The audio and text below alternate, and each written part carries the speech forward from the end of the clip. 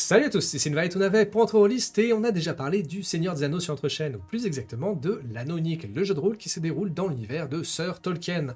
Et c'est notamment avec la présentation critique de La Moria par-delà les portes de Durin, un excellent supplément qui a même eu le droit à quelques récompenses, qui se déroule dans les mines de la Moria, évidemment. On a même fait un petit actual play que je vous encourage d'ailleurs à aller voir. Mais aujourd'hui, on va sortir de la montagne poussiéreuse pour aller du côté un peu plus lyrique, un peu plus mystique, puisque aujourd'hui on va aller du côté des elfes. Puisqu'aujourd'hui on va parler du nouveau supplément de chez Edge, l'Anneau Unique, les Royaumes des Trois Anneaux. Mais avant d'aller plus loin, comme d'habitude, si jamais ce genre de vidéo vous plaît, n'hésitez pas à laisser un commentaire, à cliquer sur la cloche, laisser un like et tout le reste de YouTube, ça nous fait toujours plaisir et ça nous aide énormément. Donc encore une fois, merci, et sur ce, place à la vidéo. L'Anneau Unique, les Royaumes des Trois Anneaux est le 4e supplément à sortir en France. Il faut savoir d'ailleurs que l'éditeur anglais, Free League donc, a sorti seulement 2 livres d'avance par rapport à Edge Studio, donc le traducteur français. Et c'est quand même pas mal impressionnant au vu du rythme de sortie de Free League qui est assez soutenu. Je suis assez content de voir cette gamme qui est vraiment pas mal suivie, et je suis curieux de voir ce qui va arriver par la suite, et si Edge Studio va réussir à maintenir le rythme. Et donc, pour parler du bouquin en lui-même, il va être séparé en 3 sections, plus un appendice. La première section va être consacrée à l'histoire des elfes, ainsi qu'une description en profondeur des 3 royaumes, donc Lindon, Foncombe, ainsi que la Lothlórien. Ensuite, on va voir 3 scénarios complets, puis finalement des lieux d'aventure. Donc c'est un format assez classique, mais voyons voir ce que ça vaut vraiment. On va commencer par la présentation, puisque là c'est un bouquin qui va être du même niveau de qualité que les autres bouquins, c'est-à-dire une qualité pas mal haute. On a plein d'illustrations, que ça soit pour les personnages, que ça soit pour des événements, des lieux d'aventure. Donc chaque lieu d'aventure a sa propre carte du lieu, pour les objets, pour les personnages, les adversaires. Donc là on est vraiment pas mal servi. Quant à la mise en page, c'est une mise en page qui est plutôt propre, qui est pas mal aérée, même si la police d'écriture est plutôt petite, ou alors c'est mes yeux qui se font un peu vieux, mais globalement c'est vraiment de la très bonne qualité, donc là il n'y a vraiment rien à dire. La première section du livre va nous parler de l'histoire des elfes, et donc là comme c'est Tolkien, on a 3 milliers d'années à voir, heureusement là c'est quand même condensé en quelques pages, heureusement, hein, mais c'est toujours super intéressant à lire. Alors moi je suis pas vraiment un historien de Tolkien, hein. J'aime bien jouer à ces jeux, j'aime bien les films, mais j'ai jamais trop plongé en détail dans l'histoire. Donc là, c'est quand même très cool d'avoir pas vraiment les détails, mais au moins les grandes lignes pour pouvoir se mettre dans le contexte. Et c'est aussi un autre point qui est important, c'est que dans l'univers de Tolkien, les elfes, c'est pas juste des humains avec des oreilles pointues, comme ça peut l'être dans d'autres œuvres de fantasy un peu plus modernes. L'un des adjectifs qui va le mieux les décrire, c'est que les elfes sont intemporels. Ils sont immortels, ils sont un peu contre le changement, et il y a ce côté, quand tu séjournes dans une terre elfique, tu as ce côté que le temps s'écoule différemment, ou plutôt, tu as cette notion du temps qui s'écoule différemment. Et c'est vraiment quelque chose que le bouquin va plusieurs fois mettre en avant, et on va voir quelques indices, ou plutôt quelques astuces, pour pouvoir retranscrire ça à tes joueurs, et faire en sorte que, quand tu es dans un royaume elfique, c'est pas la même chose que quand tu es dans la taverne du Hobbit d'à côté. Et donc, on a des astuces pour nous indiquer comment faire pour donner cette impression intemporelle. Ça, c'est toujours plutôt bienvenu. Passons ensuite à la géographie et histoire, parce que oui, on va en bouffer dans ce bouquin-là. Et c'est pas plus mal, parce que, encore une fois, le bouquin est super agréable à lire. Et donc, commençons par Lindon. Donc Lindon, c'est toute cette partie, ce royaume elfique qui est à l'ouest, qui est vraiment tout à l'ouest contre la mer, et dont vous connaissez très probablement l'une des villes principales, les Havres Gris. Donc les Havres Gris, et la spoiler alert, c'est de là que Gandalf, Frodo ainsi que beaucoup d'elfes vont emprunter les bateaux gris ou les nefs grises pour aller rejoindre l'ouest et quitter la Terre du Milieu. Et bon, évidemment, ça ne va pas être la seule ville qui est décrite, puisque toute la région va être décrite, notamment, et là elle va être décrite non seulement géographiquement, mais aussi avec l'historique, c'est-à-dire de comment est-ce que les elfes sont arrivés ici, qui règne en ce côté-là, comment ça s'organise en termes de société, et pour chacune des villes, on va voir un petit descriptif. Et pour le Havre Gris, qui est séparé même en 2 villes, donc puisque étant donné que c'est sur l'estuaire, on va voir la rive droite et la rive gauche. Et donc, pardonnez mon elfique, mais là on va voir la description de Highland et la description de Nevlund. Quelle description on va avoir? Alors, on a des tonnes d'illustrations, on a des tonnes de maps, enfin, on a une map pour chaque ville, avec les bâtiments principaux, quels sont les quartiers, l'historique de chacun de ces bâtiments-là. On va avoir vraiment des tonnes de détails, genre des tables aléatoires pour qu'est-ce qu'il va avoir sur le marché, quelles sont les rencontres qu'il va avoir, Bien sûr, plein de personnages, notamment que ça soit Círdan, donc c'est lui le charpentier des nefs, donc c'est l'elfe millénaire, lui qui était, encore une fois, petit spoiler, mais c'est lui qui était le premier détenteur de l'anneau de feu, qui l'a donné ensuite à Gandalf. Donc voilà, donc le bouquin est bourré de personnages pour ce premier royaume de Lindon. Et pour les deux autres royaumes, donc le deuxième ça va être Foncombe. Donc Foncombe c'est là où Elrond habite, c'est lui le seigneur de Foncombe, et là aussi vous le connaissez si vous avez vu les films ou lu les bouquins, c'est là où la communauté de l'anneau part en tout cas pour commencer sa mission. Et c'est là que Bilbo s'arrête pendant un bon moment.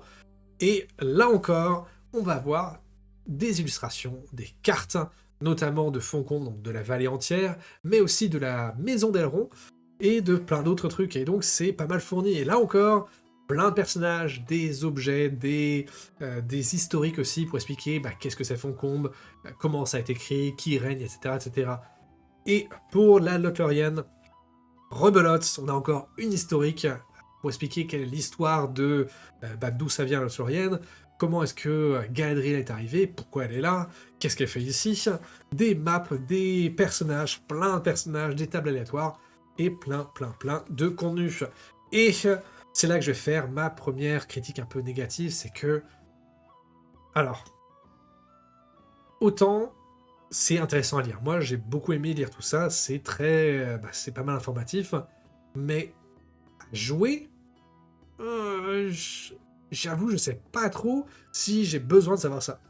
C'est-à-dire que autant avoir un paragraphe pour nous indiquer quelle est l'ambiance, autant avoir les personnages, soit, mais rentrer dans tant de détails. Alors, je prends un détail un petit peu fort, mais par exemple, on va avoir quand même la dernière maison simple, donc c'est l'une des maisons qui habite, qui est dans Foncombe, et on va avoir des informations sur où est le porche d'entrée, où est la cuisine, où est l'escalier, où est tout ça, mais les joueurs ne vont pas jouer là-dedans. Les joueurs, ils vont jouer dans des aventures, dans des lieux d'aventure. Donc, je me demande, est-ce que tu as vraiment un intérêt à avoir tous ces détails-là?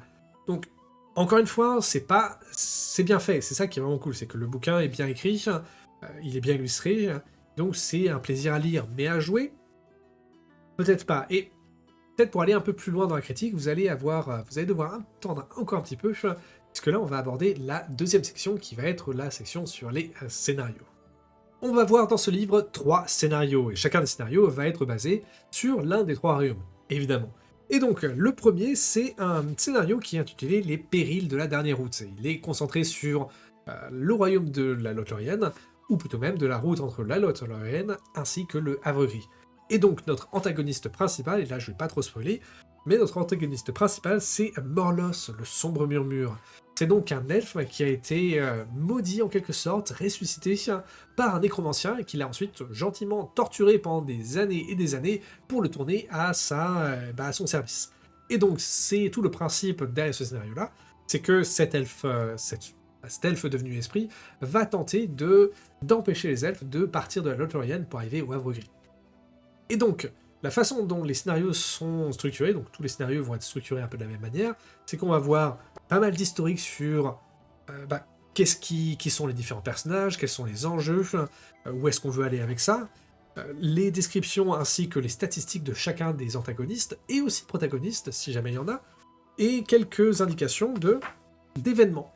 Et c'est là que je vais ajouter encore une fois un autre petit bémol, c'est que il faut savoir que le jeu de rôle se déroule en 2965. Alors pour le situer sur la timeline du Seigneur des Anneaux, ça va être entre le moment où Bilbo est de retour à la comté avec l'anneau unique et le moment où Frodo va partir. Donc on est un peu dans cette époque-là. Sauf que les événements qui sont proposés, dans lesquels vous pouvez intégrer vos personnages joueurs, ça va pouvoir démarrer en 2850, donc un siècle avant le début du jeu, et ça va se terminer en 2982, donc une petite dizaine d'années après. Et pour chacun des événements-là, qui vont se dérouler à des années particulières, donc là on va avoir des événements qui vont se dérouler en 2967, en 2968, 70, etc. On va voir un petit paragraphe qui va vous donner un potentiel accroche de scénario. Et c'est là que je suis pas d'accord. Non monsieur, je suis pas d'accord là-dessus. Parce que c'est trop peu. Enfin, c'est trop peu, mais surtout ça demande beaucoup de préparation pour la meneuse, pour pouvoir mettre ça en place. Et Bon, je vais passer au suivant. Donc le suivant, c'est De vieilles blessures se rouvrent. Donc celui-là, c'est plutôt sur Foncombe, où on a ce personnage que je trouve qui est pas mal intéressant, qui est... Alors, le nom est un peu débile, mais c'est la femme belette. Son vrai nom, c'est Cotlin, et c'est un esprit trompeur qui date de la création du Terre du Milieu. Ouais, donc en termes de longévité, c'est quand même pas mal.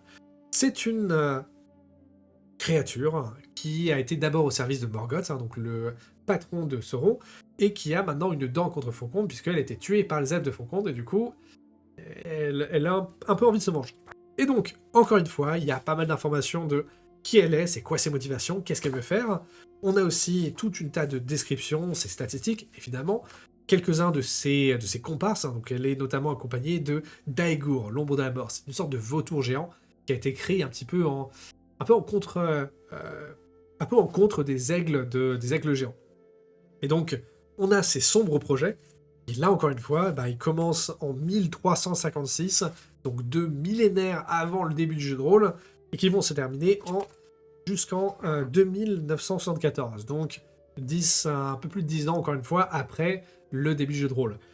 Et encore une fois, l'histoire est très cool. Genre, il y a une histoire d'artefact, je ne vais pas trop spoiler, mais une histoire d'artefact qui doit être récupérée pour pouvoir tuer une bonne fois pour toutes cet esprit trompeur. Il y a plein d'accroches qui sont vraiment super intéressantes, des moyens d'être vraiment engagé le personnage, mais encore une fois, c'est un paragraphe, donc c'est vraiment pas beaucoup. Et ensuite, le dernier, ça va être d'une haine ancestrale peut germer la guerre. Et là, je trouve ce scénario-là, encore une fois, le prémisse, c'est super intéressant. Donc là, on est sur Lindon. Donc Lindon, c'est tout ce pays à l'ouest, c'est le plus grand des 3 royaumes d'ailleurs. Et donc là, ce qu'on va avoir, c'est qu'on va avoir plutôt une histoire plutôt basée sur des intrigues politiques. On va avoir une potentielle guerre entre elfes et nains, avec le retour d'un survivant elfe. Donc c'est un elfe qui avait été capturé et torturé par des orques, et qui est retourné, qui a réussi à s'échapper. Mais est-ce qu'il a réussi à s'échapper tout seul? Est-ce qu'il y a quelque chose derrière? Bref, c'est quelque chose à savoir, à découvrir pendant ce scénario-là. Et encore une fois, on a plein de personnages, des illustrations magnifiques, des objets légendaires aussi pour habiter un petit peu cette campagne, plein de personnages avec leurs stats, leurs motivations, et des événements. Et là encore, on commence en 2935, donc seulement une trentaine d'années avant le début du jeu de rôle, et ça va se terminer en 2975. Et là encore, c'est quelques paragraphes qui vont nous donner un prémisse d'histoire. Et là, je dis, mais non, c'est pas suffisant. C'est pas suffisant. Surtout que, comme je vous le disais, on a eu une grosse description de la cuisine d'Elrond, si vous me permettez d'être un petit peu vicieux là-dessus, mais j'aurais aimé avoir un peu plus de pages sur des descriptions un peu plus fournies sur chacun des événements, avoir un peu plus d'infos, plus ça que la cuisine d'Elrond. Et donc c'est un petit peu dommage. Mais encore une fois, les scénarios sont super intéressants, mais ça va demander pas mal de travail de la meneuse pour pouvoir adapter tout ça à son groupe. Et donc, c'est un petit peu dommage, je pense, puisqu'il y avait moyen d'aller un peu plus loin là-dedans, et c'est une occasion un peu manquée. Et finalement, la 3e section va être dédiée à des lieux d'aventure, et même c'est 12 lieux d'aventure. Et donc, les lieux d'aventure, c'est maintenant un format qui est super classique pour le Seigneur des Anneaux. Tous les bouquins ajoutaient leur propre lieu d'aventure. Et donc là, on va avoir le même schéma, c'est-à-dire que pour chaque lieu d'aventure, on va avoir tout d'abord des rumeurs, donc ce que les personnages joueurs vont pouvoir avoir entendu de celui-là. On va avoir aussi une tradition ancienne, donc là, qu'est-ce qui s'est vraiment passé à cet endroit-là. Et finalement, un contexte qui va vous donner plus en détail sur les événements qui ont mené, qui sont intéressants dans celui-là. Les secteurs qui vont décrire quels sont les différents sous-endroits qu'il y a dans ce lieu d'aventure, et finalement les sombres dessins ou conséquences qu'ils ont appelés ici répercussions, qui sont en fait des événements qui peuvent arriver sur ce lieu-là.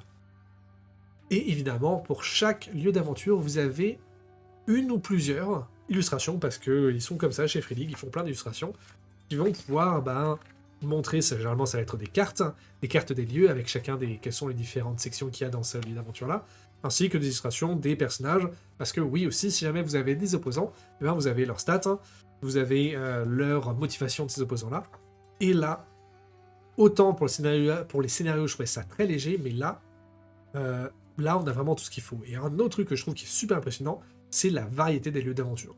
Que autant, on peut se dire que comme c'est chez les elfes, ça va toujours être des forêts, mais non. Là, on va avoir des forêts, évidemment. On va aussi avoir des grottes, des montagnes, on va avoir des tanières de monstres, on va aussi avoir, genre par exemple, le palais des oiseaux de la mer, qui est un palais en ruine sur les côtes de la mer.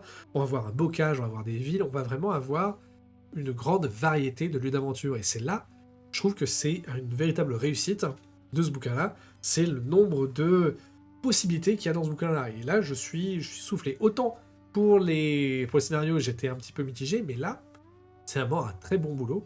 Donc, c'est le même genre de qualité que Frédéric nous a habitués et que Edge Studio a pu nous retranscrire. Et donc là, bah, tout simplement, j'ai pas grand-chose à dire sinon que bien joué.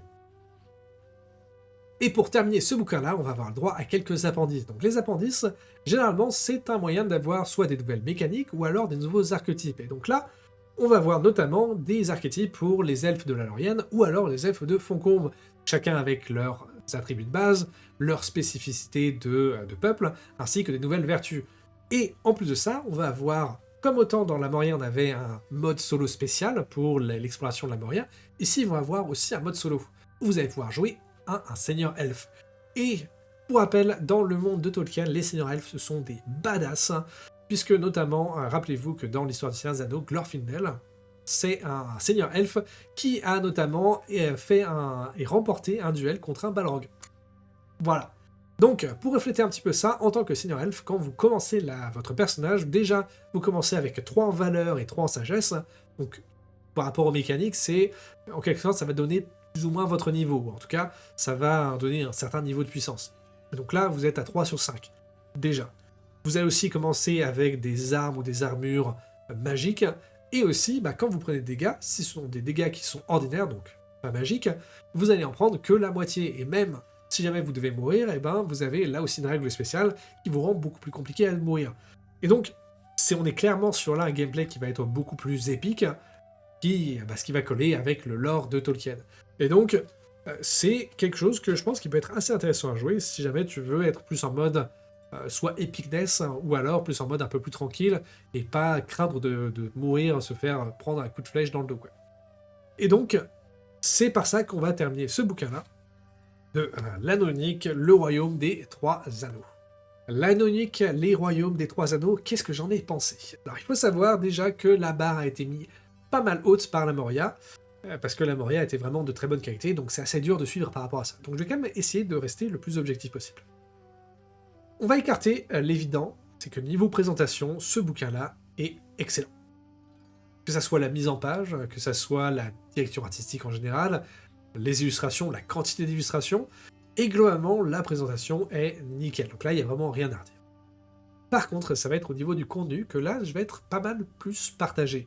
Parce qu'autant, déjà, si jamais vous êtes fan des elfes de Tolkien, si jamais vous voulez en apprendre plus mais que vous ne jouez pas au jeu de rôle, ça peut être un achat valable. Parce qu'il y a la façon dont c'est présenté, le nombre d'informations qui est donné, non seulement par l'historique de base, mais aussi par les personnages, par les scénarios, par aussi les lieux d'aventure qui chacun ont ce côté, cette thématique elfique qui revient.